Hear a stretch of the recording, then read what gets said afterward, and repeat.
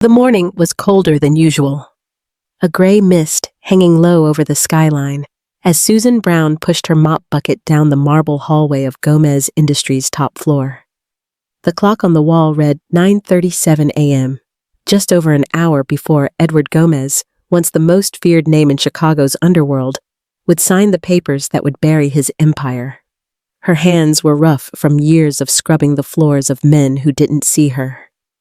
She gripped the mop handle like a lifeline, her knuckles white not from the cold, but from the kind of fear that never leaves when you're one missed shift away from homelessness. She whispered to herself, the words lost in the empty corridor. Just get through today. The numbers haunted her before she even saw them. Rent was due in 3 days. Down $200 she didn't have. Her daughter needed new school supplies. The teacher had sent another note home, polite but pointed. The 2008 Honda Civic in the parking garage made a sound like grinding bones every time she started it, one breakdown away from leaving her stranded. Every morning felt like walking a tightrope over an abyss, praying the rope would hold just one more day. She stopped in front of the heavy oak door, polished to a mirror shine. The brass nameplate gleamed. Edward Gomez, CEO. Below it, barely visible, an engraved lion's head. His signature, his warning. The man behind that name was a ghost story whispered in Chicago's streets. El León, the lion. Sharp suits, sharper instincts, a past soaked in blood now hidden behind corporate respectability. Men like him didn't see people like her. To them, she was part of the architecture, invisible, replaceable, silent. And maybe that was safer. The invisible don't get hurt. She unlocked the door and slipped inside. If you're excited to dive into this story, hit that subscribe button, give this video a like, and let us know in the comments where you're watching from. Your support helps us share more amazing stories. And believe me, you won't want to miss them. Now, let's jump into the story. The office smelled of expensive leather and old power, Cuban cigars long extinguished, cologne that cost more than her monthly salary, and something darker underneath. Mahogany and marble everywhere, floor-to-ceiling windows overlooking a city that had once cowered at the mention of his name. She moved mechanically through her routine, emptying trash bins, wiping down the massive desk, straightening the high-backed leather chair. Her mind drifted to the past due notices stacked on her kitchen counter, the weight of them pressing against her chest like a physical thing. Then she saw it. A thick black folder lay open on Edward's sleek glass desk, pages spread out like cards in a losing hand. In bold red letters across the top page, confidential, declaration of bankruptcy. Her stomach dropped. She glanced at the clock, 9:49 a.m. Nobody would arrive before 11. She shouldn't look. It wasn't her business. People who looked at Edward Gomez's private papers didn't live to regret it. They just disappeared. But her eyes, trained by years of counting every penny, every dime, wouldn't let go. She leaned closer. Total consolidated liabilities, $212,000. Her brows knitted together. Something felt wrong. Years of balancing her own impossible budget, stretching 40 into groceries for a week, calculating which bills to pay and which to delay, had given her an instinct for numbers. She began scanning the creditor list, her lips moving silently as she added, 38 million, 27 million, 42 million. She ran the calculation twice, then a third time. Her pulse spiked. The itemized debts totaled $153 million, not $212 million. Someone had added $59 million that didn't exist. This wasn't an error. This was an execution. Her father's voice rose from a memory she'd buried years ago, the last words he'd spoken before the stroke took him. If someone had warned me the numbers were lies, I could have fought back. He'd lost his small business to accounting fraud orchestrated by his own partner. Died 6 months later. Broken by betrayal. Destroyed by numbers that had been weaponized against him. Susan's throat tightened. Every instinct screamed at her to walk away, to finish her shift, to survive. But another voice rose inside her, the one that sounded like her father, the one that remembered what it felt like to watch an innocent man sign his own death warrant. "Do something," it whispered. Her hands shook as she pulled out her cracked phone and snapped quick photos of every page, the summary, the creditor lists, the forged signatures at the bottom. Then she grabbed a yellow sticky note from the desk dispenser. The pen felt heavy in her trembling fingers as she wrote, "Mr. Gomez, before you sign, check the numbers on page 9. The debts are inflated by nearly $60 million. Someone's setting you up. Please verify before it's too late." She pressed the note to the top page, her heart hammering so hard she could feel it in her throat. Then she carefully straightened the papers exactly as she'd found them, grabbed her cleaning supplies, and hurried out of the office. At 10:15, she clocked out in the basement service area. She should have gone home. Should have gotten in her dying car and driven away from this building, this moment, this choice. But her feet wouldn't move. Her legs felt locked to the concrete floor of the parking garage, her entire body vibrating with adrenaline and terror. She told herself, "You just signed your own death warrant." At 10:47 a.m., a black Lincoln town car rolled into the executive parking level. Edward Gomez stepped out, and Susan's breath caught. This wasn't the predator she'd glimpsed in hallways. The lion in expensive suits moving through the building with coiled violence barely contained. This was a man hollowed out from the inside. His black suit was immaculate, but his eyes were red-rimmed and exhausted. His shoulders sagged under the weight of invisible chains. He moved toward the elevator like a condemned man walking to his execution, clutching a leather briefcase to his chest. Susan hid behind a concrete support column, her heart thundering. "Go home," she told herself. "Just go home." But something inside her needed to know. Had he seen the note? Time crawled. 10 minutes. 15. Then a voice exploded from the 10th floor, echoing down the elevator shaft and through the parking structure like a gunshot. "Who touched my papers?" Susan's blood turned to ice. Heavy footsteps pounded down the corridor above. She pressed herself against the column, praying to become invisible again, praying for the superpower that had protected her all these years. The elevator dinged. The doors opened.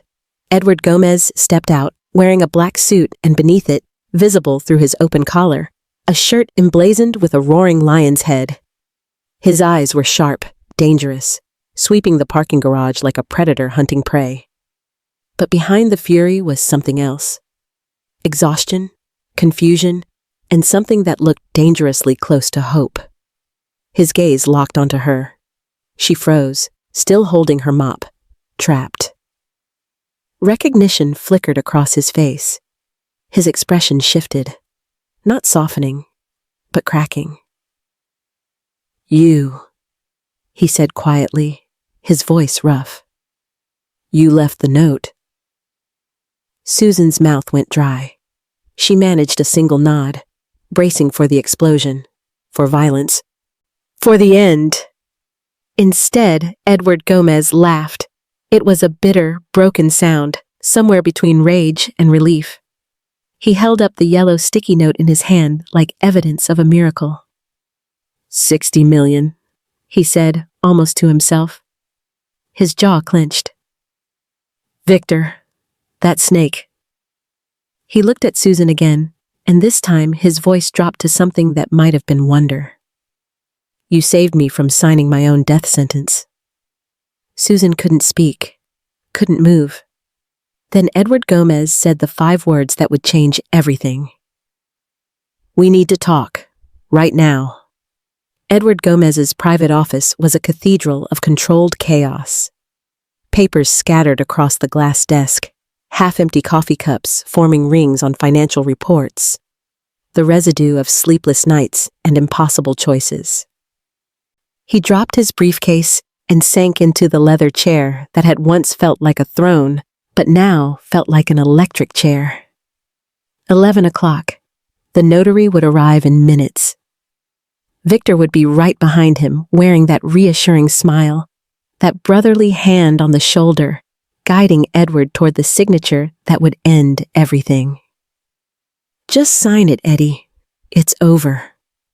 Time to walk away with dignity." Edward's hand reached for the black folder, muscle memory guiding him toward surrender. Then he saw it, a shock of yellow against the stark white pages. A post-it note, the handwriting shaky but clear. "Mr. Gomez, before you sign, check the numbers on page 9. The debts are inflated by nearly $60 million. Someone's setting you up. Please verify before it's too late." His first reaction was pure fury. His hand slammed down on the desk, making the coffee cups jump. "Who the hell touched my papers?" The words came out as a growl, the old Edward rising to the surface, the man who'd once made grown men weep with a look. But then curiosity cut through the rage like a knife. Check the numbers. Edward had built his empire on instinct, knowing when someone was lying, when a deal smelled wrong, when betrayal was dressed up as loyalty. Something in those scrawled words rang true. Desperate, urgent, not the work of an enemy, but a warning from someone with nothing to gain. His fingers flipped to page 9, the creditor's summary. Total liabilities, $212,000. The number that had haunted him for weeks, the debt that proved he'd failed, that the legitimate world had crushed him worse than any rival ever had. But now, he looked closer. Actually looked. Line by line, he added the figures. Maritime Transport Services, $38 million. Chicago Real Estate, Holdings, $27 million. Russo Financial Consulting, $42 million. His lips moved silently, the mental math clicking into place with the precision that had once let him count casino money by weight. The total climbed $89 million, $127 million, $153 million. He stopped, recounted, same number. Not 212 million, 153 million. Someone had buried 59 million in phantom debt. The realization hit him like a bullet to the chest. His vision tunneled. His hands began to shake, not with fear, but with recognition, because he knew exactly who had prepared this document, who had walked him through every creditor, every line item, explaining why the numbers were so catastrophic, why bankruptcy was the only option. "Victor," he whispered. Then louder, the name becoming an accusation. A curse. Victor. His oldest friend. His consigliere. The man who'd stood beside him for 30 years, who'd helped him transition from the streets to boardrooms, who'd promised to guide him toward a clean legacy. Victor Russo, who'd been managing his finances for the last 5 years, who had access to every account, every contract, every secret. Victor, who would have bought Gomez Industries for pennies after the bankruptcy, restructured it, and emerged as Chicago's newest legitimate power broker. The betrayal was so elegant, it was almost beautiful. Almost. Edward stood, the chair screeching backward. Rage and something else, something that felt dangerously like hope, flooded his system. He stormed out of the office, his voice echoing through the empty corridor. "Who touched my papers?" The question wasn't about violation anymore. It was about salvation. He took the elevator down, his mind racing. Cleaning staff, early morning, Someone invisible enough to be trusted with keys to every office. Someone smart enough to see what he'd missed. When the doors opened to the parking level, his eyes swept the space like a predator hunting. Then he saw her. A woman in a blue cleaning uniform, frozen behind a concrete column, clutching a mop handle like a weapon. Her eyes were wide with terror. Prey caught in the open. Mid-30s, hair pulled back in a practical bun, hands that spoke of hard work and harder choices. Their eyes met. Predator and prey. Lion and lamb. But something shifted in that moment. Edward saw what he hadn't seen in years. Truth reflected back at him. No calculation, no angle, no hidden agenda. Just fear, courage, and something that looked like integrity. "You," he said, his voice dropping from a roar to something quieter, more dangerous. "You left the note." She nodded, barely perceptible. Her voice came out as a whisper. "I did." She was trembling, waiting for violence, for rage, for the consequences of seeing too much. Edward could see her mental calculation. She'd signed her death warrant and knew it. But instead of fury, laughter burst from his chest. Bitter, broken. The sound of a man who'd just realized he'd been walking toward a cliff while trusting his best friend to guide him safely. "$60 million, he said, shaking his head. "That snake padded my own debts, and I was about to thank him for helping me file." He looked at Susan again, really looked at her. "What's your name?" "Susan. Susan Brown." "Susan Brown." He tested the name like it was a prayer. "You just saved me from burying myself alive." He held up the yellow note. "Do you have any idea what you've done?" She shook her head, still terrified. "You've given a dying lion his teeth back," Edward said quietly. Then, with an intensity that made her step backward. "And now I need to know everything. When did you see the papers? Did anyone else know? And most importantly," his voice hardened to steel, "are you absolutely certain about those numbers?" Susan straightened, finding her voice. "I counted 3 times. The debt is $153 million, not $212 million. Someone added phantom creditors to the list." Edward smiled, and it was a terrible thing. "Come with me. We're about to have a very interesting meeting." Edward's office felt smaller once they were both inside. He gestured to one of the leather chairs facing his desk, chairs where men had once sat to negotiate territories, to beg for mercy, to seal deals in blood. Susan perched on the edge, her cleaning uniform a stark contrast to the expensive Italian leather. Edward poured himself 2 fingers of scotch from a crystal decanter, his movements deliberate, controlled. He didn't offer her any.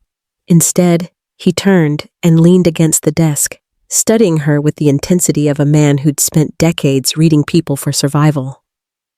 "Why did you look?" His voice was quiet, but the question carried weight. "The note said you checked the numbers. That means you didn't just glance. You analyzed them. Why?" Susan's hands twisted in her lap. The truth felt dangerous, but lies felt deadlier. "I shouldn't have. I know that." "That's not what I asked." She met his eyes, something shifting inside her. If she was already dead, she might as well die honest. "Because the numbers felt wrong. I used to work with figures before I cleaned floors." Edward's eyebrow arched. "Used to work with figures?" He let the phrase hang between them. "What kind of figures?" "I was an accountant." The words came out defensive, like an old wound reopened. "Junior accountant at Hartwell and Associates, Small firm, handled small business accounts, nothing like this. She gestured at the opulent office. But I knew how to balance books, how to spot discrepancies. And yet now you push a mop. It wasn't quite a question, but the curiosity in his tone demanded an answer. Susan's jaw tightened. The firm was dissolved 7 years ago. Accounting fraud.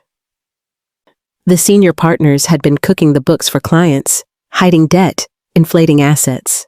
When it came out, everyone went down. The guilty and the innocent. I lost my license, my job, everything. No one would hire an accountant from a fraudulent firm, even if I'd had nothing to do with it.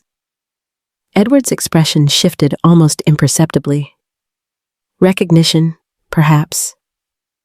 The understanding of someone who knew what it meant to carry a past you couldn't escape. My father had a hardware store, Susan continued, her voice quieter now, pulled by the gravity of old grief. Small place, been in the family 30 years. His business partner, his best friend, cooked the books, made it look like my dad was embezzling, took out loans in my father's name, forged signatures, inflated inventory. By the time anyone discovered the truth, my father had lost the store, lost his savings, lost everything. Her hands had stopped trembling, replaced by something harder. He had a stroke 6 months later.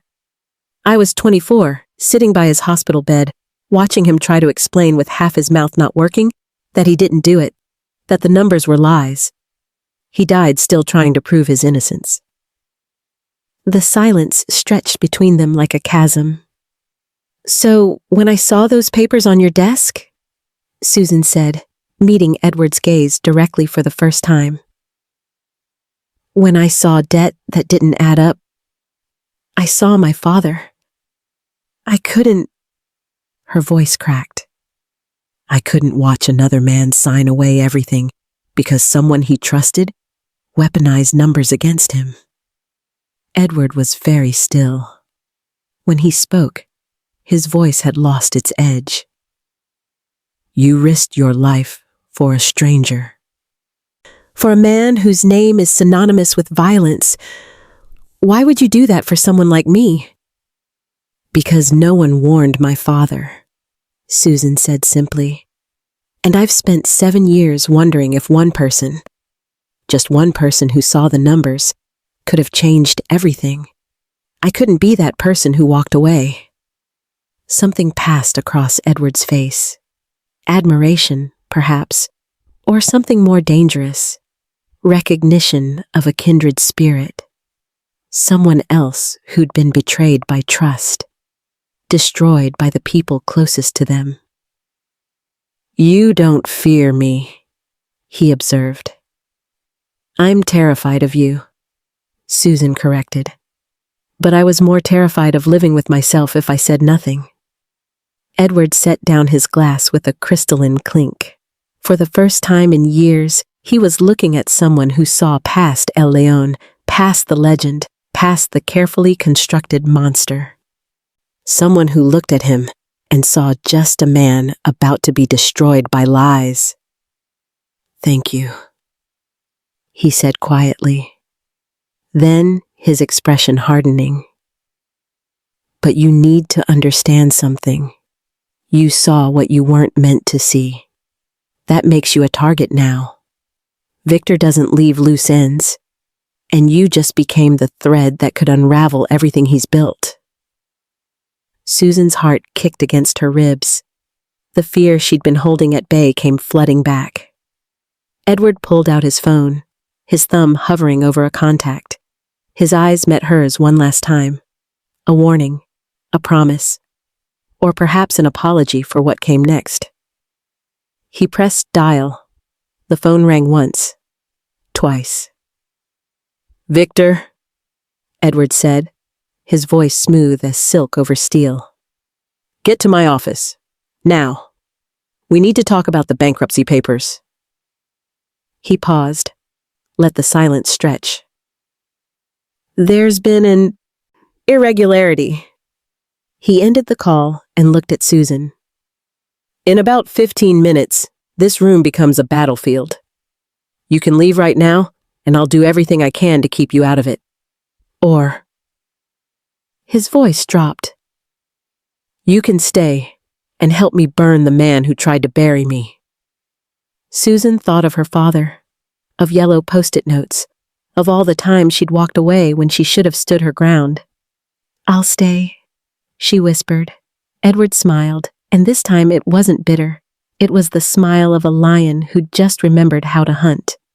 Then let's give him hell. Retrieve Victor Russo arrived exactly 14 minutes later, moving through Edward's office door with the easy confidence of a man who'd walked through it 1,000 times before. He was impeccably dressed, charcoal suit, burgundy tie, Italian leather shoes that whispered money with every step. In one hand, he carried a burgundy leather portfolio embossed with gold lettering. In the other, a silver pen that probably cost more than Susan's monthly rent. Eddie? He said warmly, spreading his arms like he was greeting family. His smile was perfect, practiced, reassuring, the smile of a trusted friend. I brought everything. The notary's waiting downstairs. Once we file this, you can finally breathe again. Close this chapter, start fresh. You've earned that peace. His eyes swept the room and landed on Susan, still standing near the window in her cleaning uniform. His smile flickered, just for a second, replaced by a flash of irritation quickly smoothed away. I didn't realize we had company. Should I come back? No, Edward said, his voice flat. She stays. Victor's eyebrow lifted, but he shrugged it off. Whatever you need, brother.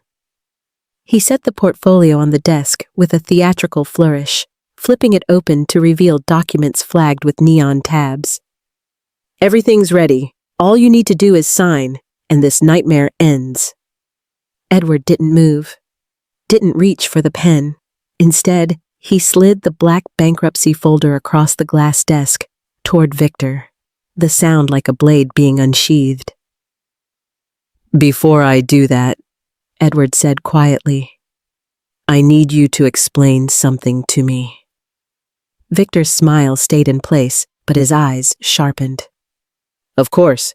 What's the question? Tell me why the debt jumped from $153 million to $212 million. The air in the room changed instantly. Victor's smile froze, then widened, but now it looked like a mask badly fitted. Eddie, we've been over this. The total liabilities are $153 million. Edward interrupted, his voice like iron. I added them myself, line by line, 3 times. The itemized creditors total $153 million, not $212 million. So where did the extra $59 million come from? Victor laughed. Too quickly, too loud. Jesus, Eddie, you're exhausted. You've been staring at these numbers for weeks. I promise you, I had our entire accounting team verify. Your accounting team? Edward's tone made it sound like an accusation. The same team that reports directly to you. The same team that prepared these documents. Victor's jaw tightened almost imperceptibly. His eyes flicked to Susan, then back to Edward. You're really going to question decades of friendship over an arithmetic error? Eddie, listen to yourself. It's not an error, Susan said. Both men turned to her. Victor's expression curdled into barely concealed contempt. Susan's heart hammered against her ribs, but she forced herself to stand straighter, to hold his gaze. I recalculated everything, she continued, her voice steadier than she felt. Multiple times. The liabilities are inflated by nearly $60 million. Shell companies that don't exist, creditors with no paper trail. Someone manufactured debt to make the bankruptcy look inevitable. Victor stared at her for a long moment, then burst into laughter. Genuine this time, but cruel. Are you serious right now? He turned to Edward, incredulous. Eddie, you're letting the cleaning lady audit your empire? This is what we've come to? Her name is Susan Brown, Edward said coldly. I don't care if her name is Warren Buffett. Victor's mask was cracking now, irritation bleeding through the charm. She scrubs toilets for a living, and you're taking financial advice from her over me? Over 30 years of brotherhood? Over everything I've done for you? Everything you've done to me, Edward corrected quietly. The room crackled with tension, the kind that precedes violence. Susan could feel it in the air, electric and dangerous. Victor's expression hardened. You're making a mistake. The numbers are accurate, the bankruptcy is legitimate, and if you don't sign those papers today, you're going to lose everything anyway, just slower, more painfully. Show me the shell companies, Edward said. Maritime Transport Services, Chicago Real Estate Holdings, Russo Financial Consulting. Show me the actual contracts, the invoices, the proof that I owe them $59 million. Victor's eyes went cold. Those documents are in storage. I can have them pulled, but it'll take time. Meanwhile, the clock is ticking, Eddie. The creditors are circling. Sign now, or they'll tear you apart in court. Russo Financial Consulting, Susan interjected, her voice cutting through Victor's smooth deflection. That's your company. You created a creditor, billed Edward's business for services never rendered, and buried it in the bankruptcy filing.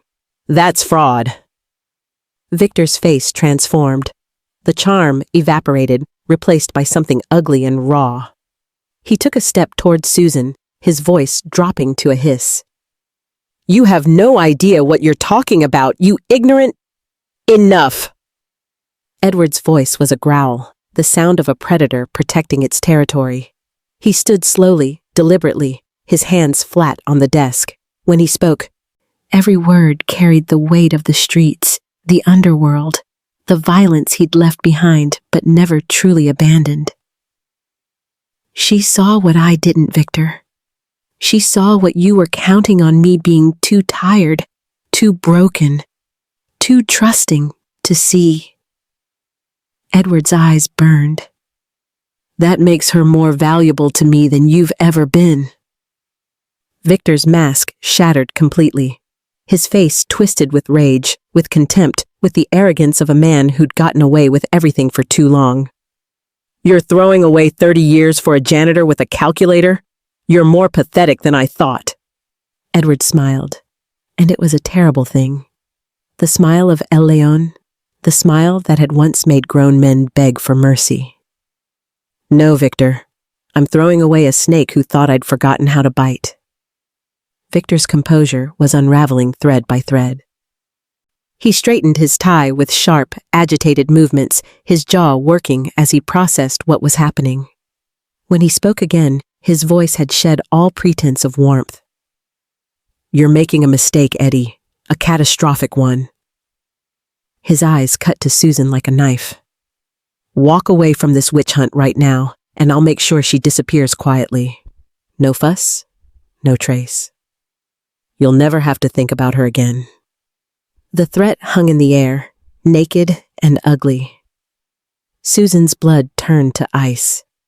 She'd heard rumors about what happened to people who crossed men like Victor Russo, people who vanished into Lake Michigan wearing concrete shoes or turned up in forest preserves with bullets in their heads. Victor wasn't hiding behind euphemisms anymore. He was promising murder with the casual tone of someone ordering lunch. But before Susan could process her terror, Edward moved. He rose from his chair slowly, deliberately, every muscle coiled with controlled violence. His eyes burned with something primal, not the calculated menace of a businessman, but the raw fury of a predator whose territory had been invaded. Touch her, Edward said, his voice dropping to a lethal whisper. And you'll answer to me. Not the FBI, not the courts.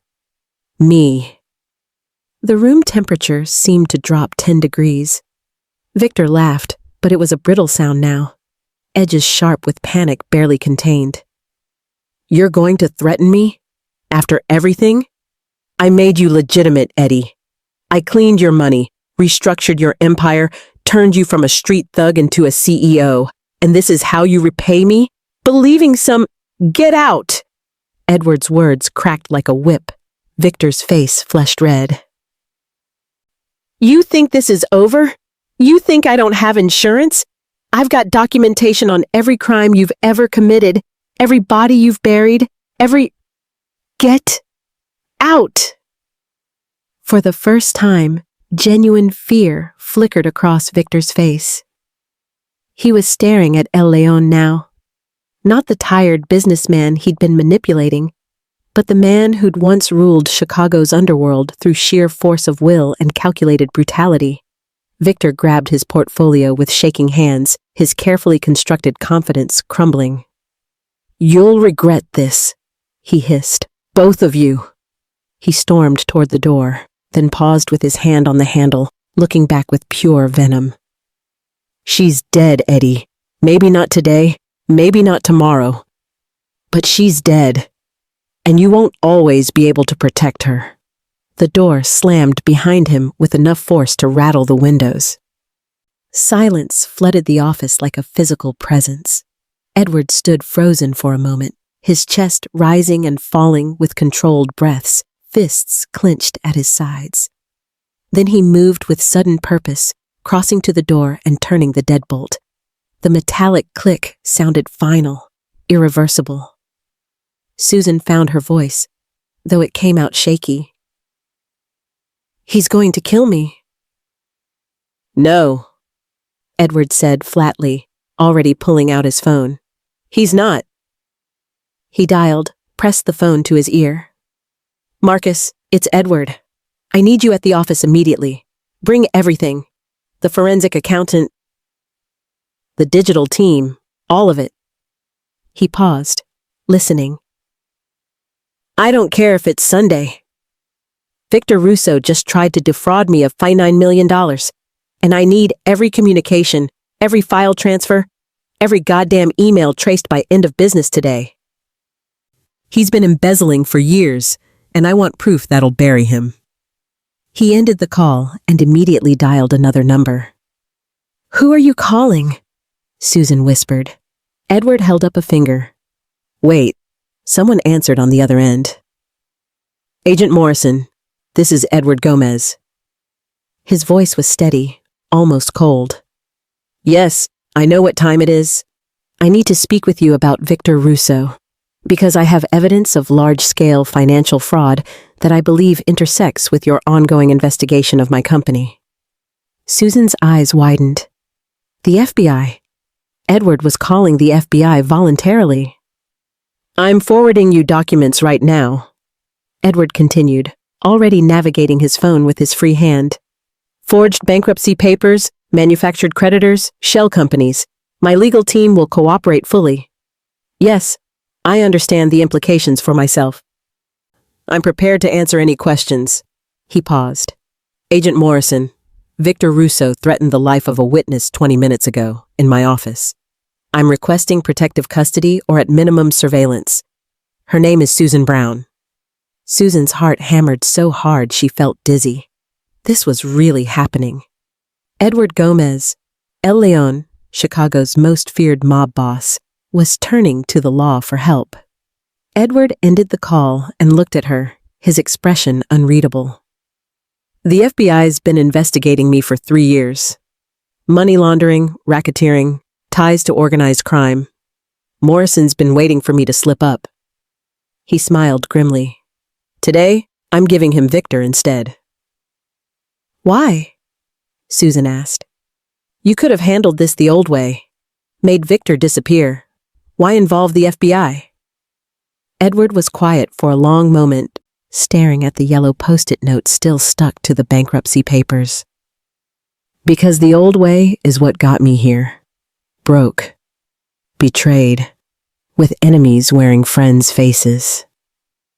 He met her eyes.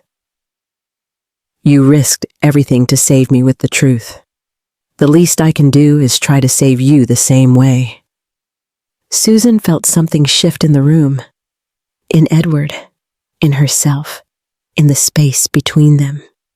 This wasn't the monster from Chicago's nightmares. This was a man clawing his way towards something that looked dangerously like redemption. "They'll come after both of us now," Susan said quietly. "I know. You're betting everything on the law protecting us, on the system working." "I know that too." Edward's smile was thin but genuine. "Welcome to the storm, Susan Brown. Hope you're a good swimmer." Outside the office windows, Chicago stretched out beneath a gray sky, a city built on corruption, violence, and broken promises. Somewhere out there, Victor Russo was making plans. Somewhere, the FBI was mobilizing. And in this locked office, a former mob boss and a janitor were betting their lives that truth could survive in a world built on lies. The odds weren't good, but for the first time in years, Edward Gomez felt alive. Victor Russo returned at 4:17 p.m., his confidence partially restored. He'd made calls, consulted his own lawyers, convinced himself that Edward was bluffing, a desperate man grasping at straws. When he walked into the office, two men in dark suits stood flanking Edward's desk. Victor barely glanced at them. Hired muscle was nothing new in Edward's world. "Eddie, we need to talk rationally," Victor began, his tone conciliatory. "I understand you're under stress, but accusing me—" "Sit down," Edward interrupted, gesturing to the chair across from him. Victor hesitated, then complied, his eyes darting between Edward and the two silent men. Something felt wrong, but his arrogance overrode his instincts. Edward slid a tablet across the desk. "Recognize these?" Victor's face remained impassive as he scanned the screen. Bank transfers, wire receipts, offshore account statements. His offshore account statements. "Cayman National Bank," Edward said quietly. "Account number ending in 7743. 18 transfers over the past 2 years, totaling $47 million. All originating from shell companies you created and billed to Gomez Industries." He leaned forward. "You thought you could bury me, but I taught you too well, Victor. I know every trick because I invented half of them." Victor's laugh was strained. "This proves nothing. You're a convicted criminal, Eddie. Your word means nothing in court. Whatever story you're spinning, show him," Edward said. Susan stepped forward, her hands steadier now, and plugged her phone into the display screen mounted on the wall. The bankruptcy documents appeared in sharp detail. Every page she'd photographed that morning, every fraudulent entry circled and annotated. "Page 7, Susan said, her voice clear. "Maritime Transport Services. Doesn't exist. The business registry number is fake. Page 9, Chicago Real Estate Holdings. Dissolved 3 years ago, but somehow still billing Mr. Gomez $15 million. She advanced through the images methodically. "Russo Financial Consulting, your company, Mr. Russo. Charging $42 million for services with no contracts, no invoices, no paper trail." Victor's face had gone pale. "You have no idea what you've—" "We also have emails," Edward continued. "Correspondence between you and your offshore banker discussing liquidation timelines that coincide perfectly with my bankruptcy date. Instructions to purchase my assets through proxy corporations once the filing was complete." The room felt smaller, airless. Victor stood abruptly, his chair screeching backward. "You're making a mistake, both of you. This doesn't end here." The two men in suits moved, and suddenly they weren't hired muscle anymore. One pulled out FBI credentials, the other produced handcuffs. "Victor Russo," the first agent said, his voice flat and official. "You're under arrest for wire fraud, conspiracy to commit fraud, and embezzlement. You have the right to remain silent." "No," Victor's voice cracked. No, you can't. Eddie, tell them. Tell them I was helping you, that this is a misunderstanding. Edward stood, his expression carved from stone. I'm telling them the truth. Finally. The handcuffs clicked shut around Victor's wrists, with a sound like finality, like justice, like 30 years of false brotherhood ending in cold metal. Victor's face twisted with rage and desperation. As the agents began walking him toward the door, he turned back, his voice rising to a shout that echoed off the glass and marble. You think they'll let a man like you go clean, Eddie? You think one good deed erases everything? His laugh was manic, bitter. They'll never let El Leon retire. Never. You're buying yourself a few years at best, and when they come for you, and they will, you'll have nothing left. The door closed behind them, Victor's voice fading into the corridor. Silence settled over the office like snow. Susan and Edward stood on opposite sides of the desk, the weight of what they'd just done pressing down on both of them. Outside, the afternoon sun broke through the clouds, casting long shadows across the floor. He might be right, Edward said quietly. About me never getting clean. Susan looked at him, really looked at him. Not El Leon, not the monster, not the legend. Just a man who'd chosen truth over survival, who'd used the law instead of violence, who'd protected her when he could have sacrificed her. Maybe, she said. But at least you'll go down fighting for something real. Edward smiled, tired but genuine. I suppose that's something. The silence after Victor's arrest was deafening. Edward sank into his leather chair, suddenly looking every one of his 53 years. The adrenaline that had sustained him through the confrontation drained away, leaving only exhaustion in its wake. Susan stood by the window, watching the FBI car pull away with Victor in the back seat. The reality of what they'd just done was settling over her like a heavy blanket, protection and suffocation all at once. You know what they'll say, right? Edward's voice broke the silence. He was staring out at the Chicago skyline, the city he'd once ruled through fear now spread before him in afternoon light. A mafia boss turned saint. El Leon finds God. The headlines write themselves. Susan turned to face him. Maybe it's not about what they say. Maybe it's about what you do next. Edward let out a breath that might have been a laugh. Simple as that? Nothing about this is simple, Susan said. But you made a choice today.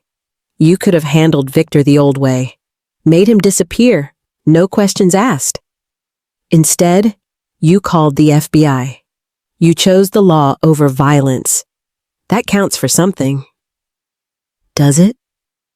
Edward's eyes were distant, haunted. I've got 30 years of blood on my hands, Susan. One good deed doesn't wash that clean. No, she agreed quietly. But maybe it's a start. For a long moment, Edward said nothing. Then something shifted in his expression. Not quite hope, but perhaps the possibility of it. He smiled, and for the first time since Susan had met him, it reached his eyes. You've got more sense than all my lieutenants combined. And better instincts than any consultant I've ever hired. Susan felt herself color slightly. I just read numbers. You did more than that. Edward leaned forward, his tone becoming serious, purposeful. You saw a fraud that I missed. You risked your life to warn a stranger. And today, you stood your ground against a man who threatened to kill you. He paused. I need someone like that. Someone who sees the truth even when it's dangerous. Susan's heart quickened. What are you saying? I'm offering you a position. Financial analyst reporting directly to me. You'll oversee the rebuilding of this company.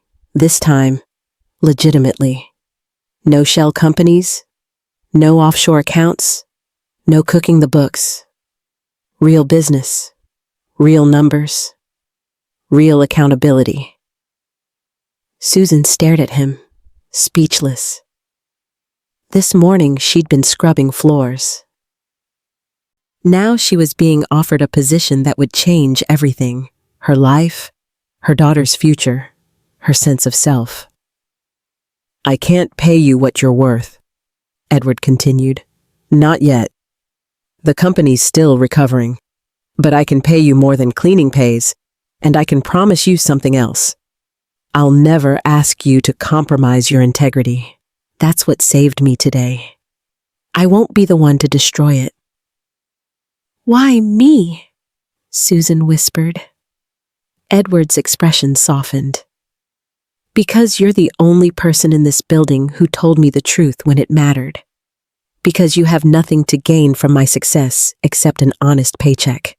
And because—" He paused, choosing his words carefully. "Because I can't pay back what I've done. The people I've hurt, the damage I've caused, there's no restitution for that. But maybe I can start paying forward. Maybe I can give someone else the second chance I never deserved." Susan thought of her father, of yellow post-it notes, of all the mornings she'd pushed that squeaky cart through empty hallways, feeling invisible. She thought of her daughter, of overdue rent, of a life balanced on the edge of collapse. "When do I start?" she said. Edward's smile widened. "How about tomorrow? Come in at 9. We'll get you an office, proper credentials, everything you need." He stood, extending his hand across the desk. "Welcome to Gomez Industries, Ms. Brown. The legitimate version." Susan shook his hand, feeling the calluses on his palm, the marks of a man who'd climbed from the streets to the penthouse and was now trying to climb somewhere higher still. Outside, the city hummed with life, oblivious to the quiet revolution happening in this 10th floor office, where a former mob boss and a janitor were betting everything on the possibility of redemption. It was a long shot, but sometimes, Susan thought, long shots were all you had. 6 months had passed since the morning that changed everything. Gomez Industries had transformed. The old guard, Victor's loyalists, the men who'd built careers on looking the other way, were gone, replaced by auditors, compliance officers, and executives who understood that legitimacy wasn't optional anymore. Edward had pivoted hard into construction, logistics, and emerging tech, divesting from the gray area businesses that had kept him tethered to his past. And at the center of it all was Susan Brown. Her office was on the 9th floor now, glass-walled with a view of the Chicago River. The nameplate on her door read, "Susan Brown, Senior Financial Analyst and Compliance Officer." She'd traded her cleaning uniform for tailored suits, her mop bucket for spreadsheets that could make or break million-dollar deals. But the transition hadn't been smooth. Whispers followed her through every hallway, every board meeting, every company lunch. The janitor who saved the MAFIA boss. Some said it with admiration, others with barely concealed contempt. The story had leaked, sanitized, dramatized, and now Susan was something between legend and liability. The hostility from the executive team was palpable. Marcus Chen, VP of Operations, called her Edward's pet project in meetings. Jennifer Hartwell, CFO, questioned every recommendation Susan made, demanding triple verification for analyses that would have been rubber-stamped from anyone else. They saw her as an interloper, a fraud elevated beyond her station by luck and proximity to power. But Susan didn't break. When she discovered that Chen had been approving inflated vendor contracts from his brother-in-law's supply company, she documented everything and brought it directly to Edward. Chen was gone within a week, $3.2 million in fraudulent billing recovered. When Hartwell tried to bury a discrepancy in the quarterly reports, a rounding error that would have hidden a $800,000 loss, Susan caught it during a routine audit. The error was corrected. Hartwell's authority diminished. Slowly, grudgingly, respect replaced hostility. The executives who remained learned that Susan Brown saw everything, missed nothing, and couldn't be intimidated. She'd faced down Victor Russo and lived. Corporate politics didn't scare her. The city noticed too. Business journals ran profiles. From janitor to executive, the unlikely rise of Susan Brown. Some painted her as Cinderella, others as a shrewd operator who'd played the perfect card at the perfect moment. Susan ignored it all, keeping her head down and her calculations precise. One afternoon, Edward's assistant called. "Mr. Gomez wants to see you." Susan found him in his office, standing by the window where she'd once stood, trembling in a cleaning uniform. He gestured for her to join him. Together, they looked out at the skyline, the city that had once feared him, now cautiously embracing his reformation. "Do you know what the board said about you yesterday?" Edward asked. Susan tensed. "I can imagine. They said you're invaluable, that the company's transformation wouldn't have been possible without your oversight." He smiled faintly. "Thompson actually called you the conscience of Gomez Industries. Coming from him, that's practically poetry." Susan didn't know what to say. Edward turned to face her, his expression serious. "You remind me of myself, before I lost my soul." He paused, the weight of decades visible in his eyes. "Back when I still believed in something beyond power and survival. Except you've still got yours. Your soul, I mean. Your integrity. Whatever you want to call that thing that makes you do the right thing, even when it costs you everything." "I'm just doing my job," Susan said quietly. "No," Edward corrected. "You're doing what most people can't, staying honest in a world built on compromise." He placed a hand on her shoulder, the gesture almost paternal. "Don't lose that, Susan. No matter how high you climb, no matter what this city tries to make you, don't lose what makes you different." Susan met his eyes. "I won't. I promise." Edward nodded, satisfied. "Good. Because I need you to keep saving me. Every day, from every bad decision I'm tempted to make. Can you do that?" Susan smiled. "That's what you pay me for." "No," Edward said softly. "I pay you to analyze numbers. You save me because you choose to. There's a difference." Outside, the sun was setting over Chicago, painting the sky in shades of amber and gold. Somewhere in this city, people still whispered about El Leon and the janitor. But up here, in this office, two people who'd found redemption in the most unlikely partnership were simply trying to build something that might outlast their pasts. It wasn't perfect, but it was real. And for now, that was enough. 1 year after a yellow Post-it note changed 2 lives, Edward Gomez and Susan Brown stood atop the newly completed Gomez Industries headquarters, a gleaming tower of steel and glass that rose 32 stories above Chicago's skyline. The old building had been sold, its history buried with Victor Russo's conviction. This new structure represented something Edward had never thought possible, a clean slate. The sunrise painted the city in shades of gold and crimson, Lake Michigan shimmering in the distance. Susan pulled her coat tighter against the October wind, watching the city wake up below them. "The prosecutors dropped the final charges yesterday," Edward said quietly. "Full cooperation agreement, no jail time, no probation. As far as the federal government is concerned, Edward Gomez is a legitimate businessman." Susan turned to him, searching his face. "How does that feel?" Edward was quiet for a long moment. "Strange, like I'm wearing someone else's skin." He smiled faintly. "But it's growing on me." "Your legal team earned their fees," Susan said. "It wasn't the lawyers. Edward's voice was firm. "It was you. Your testimony about the fraud, your documentation, your willingness to stand in front of a grand jury and tell the truth, that's what convinced them I was serious about reform." Susan looked away, uncomfortable with praise as always. "I just answered their questions." "You did more than that." Edward reached into his coat pocket and pulled out a folder, handing it to her. "I wanted you to be the first to see this." Susan opened it. Inside were incorporation documents, mission statements, and architectural renderings of a building she didn't recognize. At the top, in bold letters, the Gomez Foundation for Second Chances. "It's a nonprofit," Edward explained, his voice carrying a passion she'd never heard before.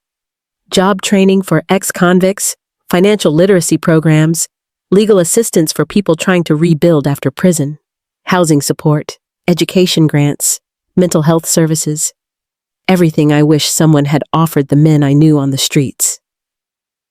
Susan's throat tightened as she read through the documents. The foundation's budget was substantial, funded entirely by Edward's personal assets.